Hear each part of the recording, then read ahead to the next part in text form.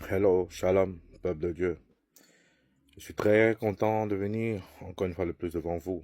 Ça fait longtemps que je n'ai pas fait de vidéo pour parler de mon Dieu. En fait, je voulais dire quoi? Je voulais encourager les frères et sœurs dans le monde entier. Bien-aimés dans le Seigneur, nous vivons des temps extrêmement difficiles pour les enfants de Dieu. Beaucoup sont persécutés, beaucoup sont raillés, beaucoup sont moqués, beaucoup sont découragés. Les gouvernants et les gouvernements essaient de faire taire les enfants de Dieu. Mais j'ai envie d'encourager quelqu'un pour lui dire que si tu vois qu'autant de personnes ou autant d'hommes influents essayent d'empêcher la parole de Dieu de se propager, mon frère et ma sœur, j'ai envie de te dire que sache que tu es sur la bonne voie. Sache que tu as choisi la bonne part.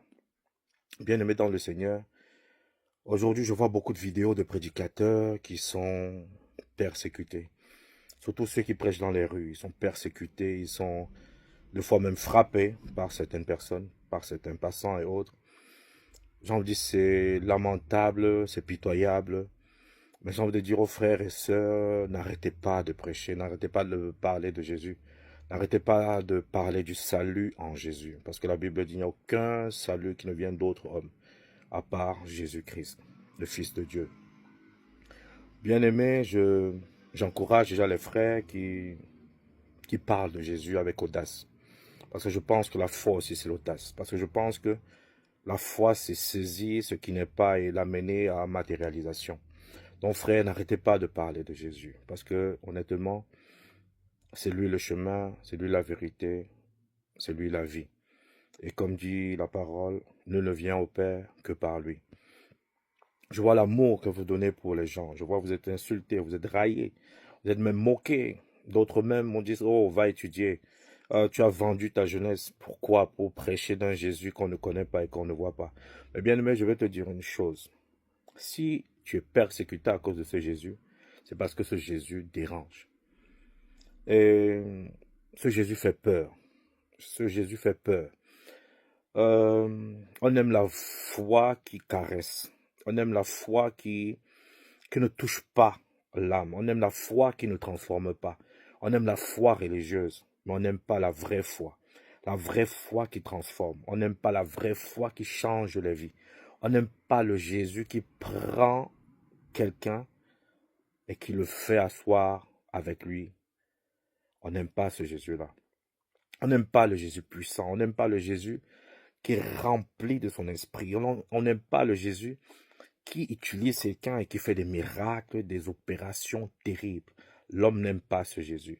Et l'homme n'est même pas encore prêt à accepter ce Jésus. Frères et sœurs, tant que ta foi ne dérange pas, sache que pour moi, tu n'as même pas encore commencé. Ta foi doit déranger. Ta foi doit déranger. La Bible nous dit qu'on a fait ça à Jésus, qui est le Messie, qui lui-même qui dit, qui est le bois vert. Qu'en sera-t-il du bois sec? Donc quand je vois des enfants de Dieu, ah non, qui pleurnichent à longueur de journée, frère, vous n'avez même pas encore commencé. C'est le parcours du chrétien. J'ai envie de dire qu'on arrête de vous dire que dans le salut, il y a pavé d'or, de roses, de bénédictions, de ceci, de cela. Bien aimé, c'est vrai. La bénédiction, oui, vient de Dieu, mais qu'elle vienne vraiment de Dieu. N'oubliez pas que la Bible dit que vous allez passer par les tribulations. Vous allez passer par les tribulations. Qu'on arrête de vous prêcher un évangile qui est tout rose, qui est tout beau, et qui enchérit que ceux qui sont sur le pupitre, bien-aimés. Pour moi, ce n'est pas ça la foi. La Bible dit, celui qui, Jésus lui-même a dit, si tu veux me suivre, porte ta croix. Donc c'est pour dire aux frères, sœurs, ce n'est pas rose. Ce n'est pas un long fleuve tranquille. Je vois beaucoup de frères et sœurs qui se compromettent face au péché. Ils sont là. Oh, ça va, ça va. Tant que je persévère, tant que je prie. Frère, levez-vous. Ta foi doit déranger. Frère, ta foi doit déranger. Tu comprends un peu? Parce que quand on parle de chrétien, le chrétien c'est celui qui imite Jésus. Le chrétien c'est celui qui marche comme Jésus. Le chrétien c'est celui qui est calqué à Jésus. C'est pour ça qu'on dit chrétien. Dans chrétien, il y a Christ. Est-ce que quand tu marches, on voit Christ en toi? Est-ce que quand tu marches, On dit, waouh! Donc c'est comme ça que Jésus marchait. Mais j'ai envie de dire, bien aimé, c'est dommage. Parce qu'aujourd'hui, euh, j'ai envie de dire, les églises, aujourd'hui, c'est comme une réunion de personnes qui se décident de se rassembler. Des louanges même, je ne sais pas qui dépasse les plafonds de l'église, des murs, des quatre murs. Euh, des frères et sœurs qui se moquent peut-être d'une maman parce qu'elle n'a pas assez d'argent pour bien habiller ses enfants, parce qu'elle prend le bus, ou parce qu'elle est mal habillée, ou parce qu'elle met des vieilles chaussures. Aujourd'hui, c'est un peu ça l'église. Comme, comme les Anglais disent gathering. C'est un peu ça la réunion des frères et sœurs aujourd'hui. Il n'y a pas d'entraide. Moi, je ris aujourd'hui parce que quand je lis Actes des Apôtres, quand je vois les premiers passages d'Actes des Apôtres, la Bible nous parle de l'église primitive. Aujourd'hui, on se dit non, c'est plus possible de vivre ainsi. On a des frères et sœurs, souvent même qui n'ont pas à manger, qui n'ont pas de loyer payé, qui n'ont pas des habits pour les enfants, des sœurs, des frères qui sont obligés de jeûner quasi 3 semaines par mois, bien aimés parce qu'ils n'ont pas à manger. Ouais, 5 euros, 10 euros pour ceux qui sont partout dans le monde, dollars ou CFA ou quelle que soit la monnaie, ils n'ont pas à manger. Mais bien aimé, ça n'inquiète personne, ça ne dérange pas les frères, ça ne dérange pas les sœurs, des fois ça ne dérange même pas le pasteur. Ce qui l'intéresse, c'est sa dîme, c'est ses offrandes, c'est ses libéralités et autres. Parce qu'il y a des frères qui souffrent, frère. Il y a des frères qui n'ont pas à manger. Il y a des frères qui n'ont pas d'habits. Partout où on est en Afrique, il y a des familles qui n'ont pas payé la pension pour les enfants. L'enfant part à l'école, il est chassé de l'école parce que son papa ou la maman n'a pas pu payer. Pendant ce temps, on voit celui qui se tient sur la chaire en train de se pavaner avec des grosses voitures qui coûtent des millions ou des milliers d'euros. Frère, je ne suis pas contre ça, bien aimé, je ne suis pas contre ça. Mais j'ai envie de dire, ceux qui dirigent un peu les assemblées, soyez moins gourmands. Soyez moins gourmands. Soyez moins gourmands. Ce n'est pas une gloire éphémère que Christ nous a appelés, bien aimé. Parce qu'il nous dit de ne même pas bâtir des trésors sur la terre, où la teigne et la rouille rongent, mais de se bâtir des trésors dans les cieux. Et c'est triste aujourd'hui comme un évangile faux. Je dis archi faux est prêché. Et c'est bizarre parce que Jésus nous l'avait prévenu. Jésus avait dit là, j'ai la porte qui mène, je veux dire à la perdition, en enfer, et étroite est la porte qui mène au salut, qui mène au paradis. Et c'est bizarre parce qu'on dit large est la porte là. Mais beaucoup empruntent ce chemin, comme Jésus nous l'avait dit. Hein, et quand on parle dans Timothée 2, je pense, 3, 4, 5, l'apôtre Paul nous avertit un peu de ce qu'on vit aujourd'hui, ce que l'Église vit aujourd'hui. Vous aimez des bons mots, le mariage, le voyage. Vous aimez ce genre de discours, vous aimez ce genre de prédication, de l'argent. Quand vous parle de la repentance, quand vous parle de vos péchés, quand vous parle de sortir du milieu d'eux, quand vous parle de la sanctification, tout le monde déserte. Et vous allez voir même dans les réseaux sociaux, ce genre de message n'est pas aimé. Il n'y a même pas les vues. On aime quand on dit que ouais, je serai prospère. On aime quand on dit ouais, je serai milliardaire. On aime quand on dit ouais, je serai levé d'une manière terrible. C'est ce message-là que les hommes aiment. Quand on parle de la sanctification, de la renonciation, du jeûne, de la prière, de l'abandon de soi, l'abandon du péché, l'abandon de son corps à Jésus, d'être conduit, transformé par le Saint-Esprit. Frères et sœurs, tout le monde disparaît. On aime ce qui plaît au palais, on aime ce qui plaît aux oreilles. C'est ça que les chrétiens aujourd'hui aiment. Et ça manque de puissance, ça manque de miracles dans les églises. Ça manque de prophétie. Ça manque de vérité. Pourtant, Christ est le chemin, la vérité, la vie. Christ n'est même pas là. N'en parlons pas alors de l'impudicité, c'est grave. Les chrétiens ont dépassé les païens dans ce sens-là. Les chrétiens ont dépassé les païens dans l'impudicité, dans l'immoralité. Frère, c'est grave.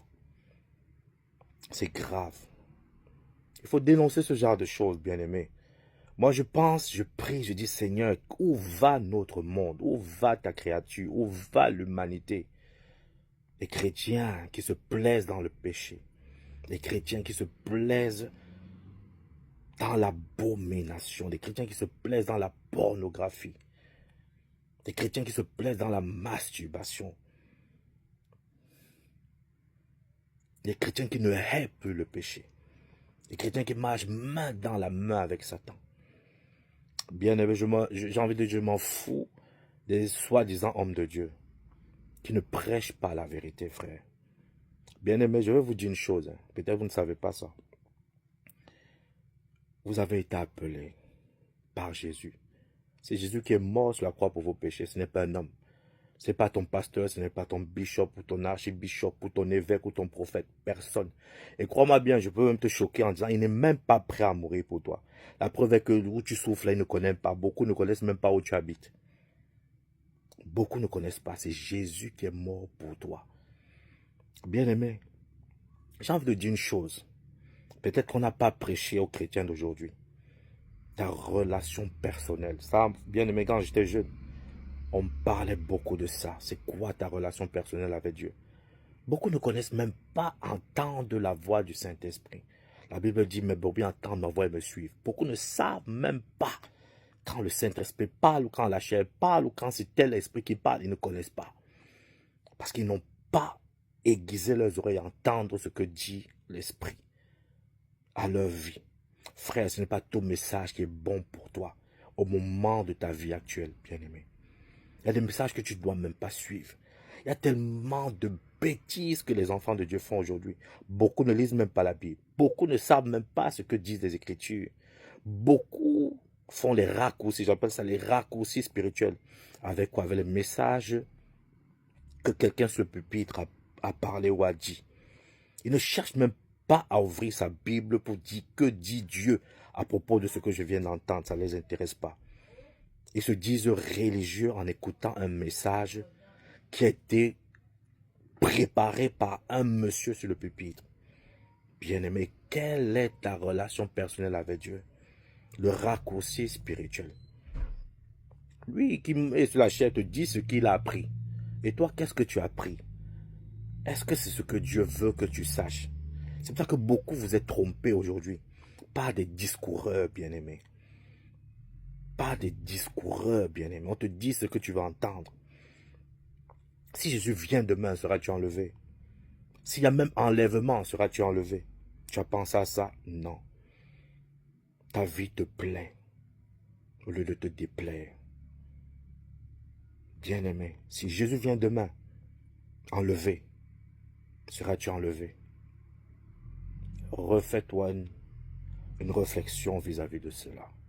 Seras-tu enlevé? Seras-tu enlevé? Tu es marié, tu sois avec une sœur à l'église. Je parle pour ceux même qui sont à l'église. C'est vous qui me faites le plus mal. Je parle de ceux qui sont à l'église parce que la Bible dit le commencement du jugement va commencer à l'église, bien-aimé. Tu es à l'église, tu sois avec une sœur, tu es marié. Femme, tu es mariée, tu sois avec un frère dans l'église. Souvent, vous avez même des maris païens. Ils ne veulent même plus croire en Dieu ou en votre Dieu. Parce qu'ils disent non, ça, c'est ce que je vois. Oui, tu es une femme wicked, méchante que le diable. Elle va à l'église. Daddy, elle respecte son daddy plus que son mari. Elle est soumise au pasteur plus qu'à son mari. Dans Dieu, la parole de Dieu dit, femme, soyez soumise à votre mari et non à votre daddy. Daddy peut avoir les meilleures mains, les meilleurs plats. Mais le mari est mis de côté. Pourquoi? Peut-être parce qu'il ne vient pas à l'église. Ma soeur, c'est parce qu'il a vu que ton comportement là. Des fois, vous priez, il vous rit même. Et vous priez seul à vous, il vous rit. Que c'est ça, c'est ça. Je pars où? Bien, ma soeur, mon frère, vous devez être des témoignages. Souvent, vous n'avez même pas besoin de crier sur les toits. Mais le reflet de ta vie fait à ce que les gens se posent ces questions. Qui est cette personne? Comment et pourquoi cette personne vit ainsi? Parce qu'il a renoncé au péché et parce qu'il a donné sa vie à Jésus. Vous savez, quand j'étais jeune, on disait qu'il veut donner sa vie à Jésus, les gens se levaient. Bien aimé, c'est ça, donner sa vie à Jésus. Ça veut dire que ta vie ne t'appartient plus. Jésus dit, couche-toi là, tu te couches. Lève-toi là, tu te lèves. Ça, c'est l'esprit, bien sûr. Jésus dit, va à gauche, tu vas à gauche. Les brebis entendent ma voix et me suivent. Aujourd'hui, vous vous faites conduire par vos désirs, vos passions charnelles. Bien aimé, faites attention. Faites attention. Il y a quelques semaines, j'ai pleuré, bien aimé. J'ai pleuré quand j'ai vu, le Seigneur m'a montré la situation des chrétiens, bien aimé. J'ai pleuré pendant 2 jours. Je n'arrivais pas à me taire, je n'arrivais pas à comprendre pourquoi autant de choses. Bien aimé, le Seigneur est hérité de son peuple. Je parle beaucoup de vous, soi-disant enfants de Dieu. Vous avez donné vos vies à Jésus. Mais que reflètent vos vies? L'abomination, le péché. Bien aimé, c'est triste parce que les chrétiens, là, vous êtes plus païens, vous êtes plus pécheurs que même ceux qui ne connaissent pas Jésus. Et la Bible parle, vraiment, le jugement, là. Bien aimé, faites attention. On peut rire, hein? On peut rire, on peut sauter, on peut s'amuser. Et la Bible dit qu'au temps de Noé, c'était la même chose. Les filles se mariaient, les gens sautaient, ils buvaient. Je disais que ouais, tout va bien. Mais quand la pluie a commencé et quand la porte du bateau de Noé s'est fermée, les pleurs ont commencé. Frères et sœurs, ce n'est pas ce que Dieu souhaite pour son peuple. Parce que la parole de Dieu dit, Dieu veut que nous tous, il veut sauver un maximum de personnes. Mais bien aimés, vous n'êtes pas prêts à renoncer à vos mauvaises œuvres, à vos œuvres des ténèbres. Chacun ici se connaît. Chacun sait ce qu'il fait dans le secret. Je parle je sais même pas, de ceux même qui montent la chair, jusqu'au plus petit. Revoyez vos vies. Bien-aimés, revoyez vos vies. Et je sais de quoi je parle. Je sais ce que Dieu m'a montré. Ce n'est pas pour plaire à un homme que je fais cette vidéo. Non.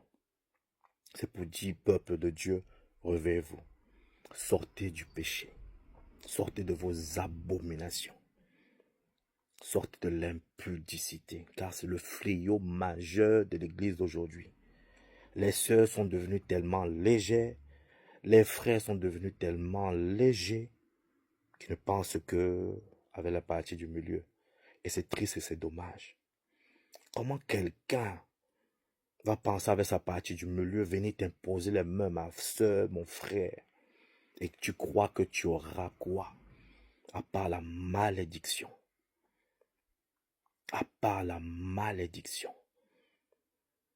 C'est triste à dire. La Bible dit, si on vous montre ce qu'ils font dans le secret, bien aimés, nous serons dégoûtés. Je n'en parle pas. Mais vous, enfants de Dieu, vous savez. Pleurez sur vos vies. Moi, je suis déçu quand j'entends dans beaucoup d'églises, on dit l'année de la prospérité, l'année de la gloire, l'année de l'élévation, l'année de... Bien-aimé, vous n'avez pas besoin de ça. Je redis, bien-aimé, vous n'avez pas besoin de ça. L'année de la gloire de la deuxième maison sera plus... Bien-aimé, vous n'avez pas besoin de ça. Vous avez besoin de pleurer sur vos vies. Chacun connaît sa vie. La foi n'est pas une blague. La foi n'est pas un jeu, bien-aimé. Je suis triste, je pleurais, je dis, mais Seigneur, ils ont quand même accepté Jésus dans leur vie. Mais la Bible dit, Jésus va nous dire, et à beaucoup, je ne vous connais pas. Et quand on dit, n'avons-nous pas fait les miracles, n'avons-nous pas chassé les démons, c'est qui chasse souvent les démons, c'est qui fait souvent les miracles? C'est les soi-disant grands hommes de Dieu. Jésus dira, je ne vous connais pas. C'est Jésus qui parle. Ce n'est pas un prophète qui parle, ce n'est pas un apôtre qui parle. C'est Jésus lui-même qui dit le jour où il dira, je ne vous connais pas. Pourquoi, homme de Dieu, soi-disant, vous ne vous êtes pas posé la question, pourquoi c'est Jésus même qui dit qu'il ne vous connaît pas? Parce que vous avez voulu pâter les hommes. Mais il ne vous connaît pas.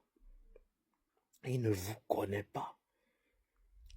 Année de la gloire, l'année de...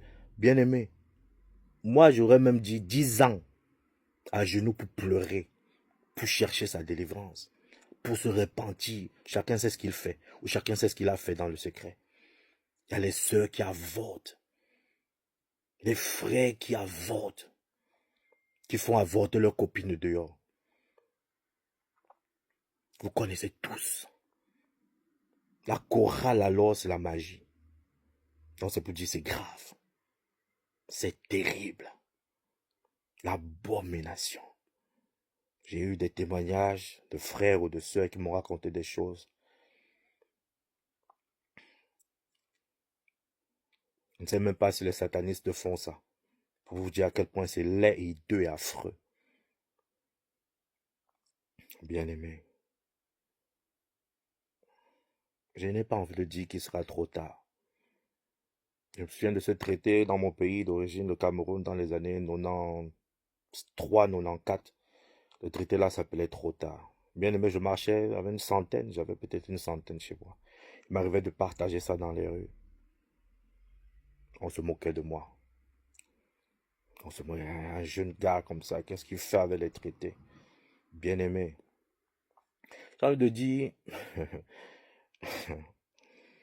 si on a fini avec les vieux, peut-être recommencer avec la jeunesse. Parce que pour moi, la jeunesse a été mal éduquée sur la foi. Oui, oui. Parce que nous, les aînés, moi je suis pas assez vieux, mais je pense qu'on n'a pas bien formé nos jeunes. Je ne sais pas si vous pouvez supporter la tempête. Je dis la tempête spirituelle venant dans tous les sens. Je ne sais pas si nos jeunes sont aguerris pour supporter la tempête. Parce que ils ont été mal éduqués spirituellement. On vous a donné le lait. D'autres disent, non, je vais faire mon mariage pendant 3 jours dans les avions. Pour dire qu'il a prospéré. J'ai un dégoût, bien aimé, un dégoût pour ce genre de message. Je vois comment on dit 500 000 n'est rien. C'est rien pour toi, mais c'est beaucoup pour nous. Et tes dons ne toucheront même pas cet argent. De toute leur vie, 500 000 euros. Et c'est ça que les gens aiment. Bien aimé, ces messages me dégoûtent. Et le Seigneur sait comment ça me dégoûte. J'ai vu d'autres pasteurs dire, si quelqu'un parle pas de prospérité, c'est qu'il n'a pas assez été délivré. C'est qu'il y a encore l'esprit de pauvreté. Et les gens suivent ces gobes, ça. J'ai suivi quelqu'un dire, c'est l'évidence. C'est évident. Quand on parle de richesse, ça veut dire qu'on a fini avec le péché. Bien-aimé, vous savez ce que vous faites. Vous savez ce que vous faites. Jésus lui-même a dit, l'obéissance vaut mieux que le sacrifice. J'aimerais dire à tous ceux qui prêchent ces idioties-là, lisez, peut-être, je ne vais même pas dire lisez. Bien-aimé, c'est à vous que je m'adresse, peuple de Dieu. Parce que ceux qui se disent grands hommes de Dieu, là, ils savent où ils vous entraînent. Mais peuple de Dieu, quand Jésus, c'est Jésus, hein. Il y a ça dans l'Ancien Testament et dans le Nouveau Testament. Regardez le contexte dans lequel Jésus dit l'obéissance vaut mieux que le sacrifice. Allez taper sur Google ce que j'ai dit là. L'obéissance vaut mieux que le sacrifice. Il y a ça dans l'Ancien Testament, il y a ça dans le Nouveau Testament. Et regardez dans le contexte. Je vous envoie un peu faire cette recherche. Dans le contexte dans lequel Jésus parle en disant cela. Parce qu'on a voulu tout ramener à la loi. Et Jésus reprend les pharisiens en disant l'obéissance vaut mieux que le sacrifice. C'est fort, hein? C'est Jésus lui-même qui le dit. Mais on vous fait croire que le sacrifice vaut mieux que l'obéissance. J'ai suivi quelque chose. Bien aimé, je suis quelqu'un de paisible, de calme. Mais j'ai voulu sortir ma main et cogner cette personne. Il était sur le pupitre. Il dit ceci. Si le Saint-Esprit te dit quelque chose, et si ton daddy t'a dit autre chose, tu écoutes ce que ton daddy t'a dit. Oh là là, purée.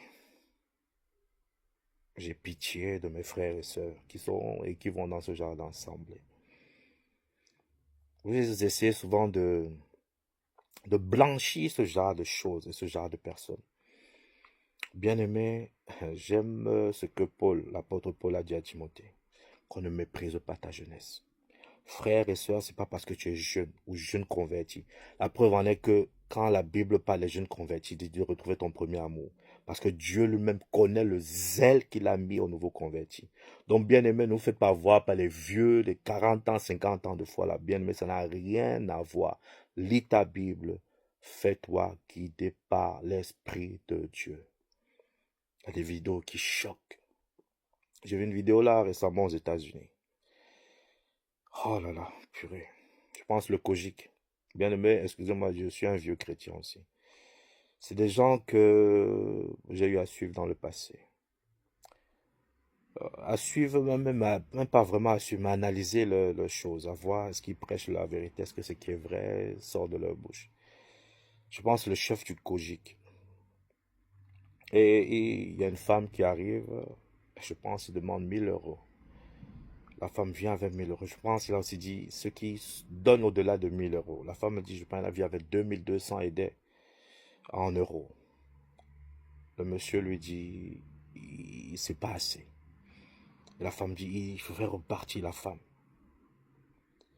Euh, je pense que c'est Morgan. Il s'appelle quelque chose Morgan. Il a essayé de refaire une vidéo après pour essayer de justifier. Bien aimé, vous justifiez quoi? Vous savez comment cette femme-là, elle a agi, elle a peut-être plus de 60 ans. Vous savez comment elle a fait pour avoir 1000 $?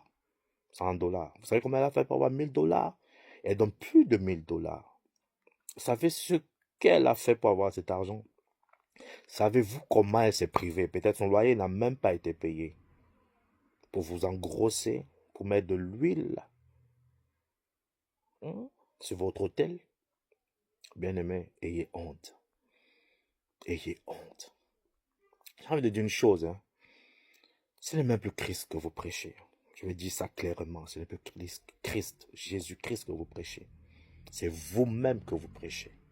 Jésus est loin de vous. Bien-aimé, très loin de vous. Essayez, frères et sœurs, d'analyser leur message. Jésus est très loin d'eux.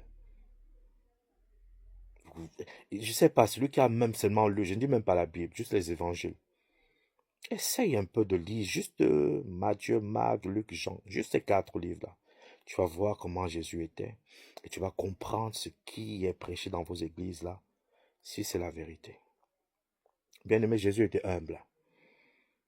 Jésus était humble. Frère, sœur, je sais combien il est difficile d'avoir 5000 euros. Déjà pour nous, les étrangers. Parce qu'on met déjà un temps, et je parle de ceux qui sont en Europe, on met un temps pour avoir sa régularisation, pour avoir ses papiers.